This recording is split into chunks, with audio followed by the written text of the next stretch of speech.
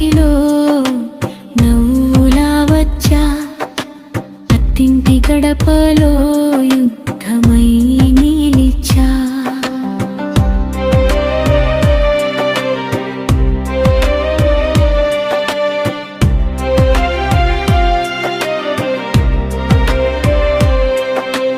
కత్తగాంధారి చూపులు నన్ను కట్టేశాయే,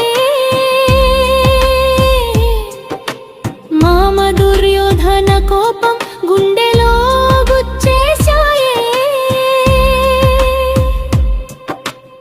ఆడపడుచుల మాటలు శకుని పన్నాగాలయ్యాయ, ప్రతిరోజు నాడుగులు చక్రవ్యూహంలో చిక్కాయే.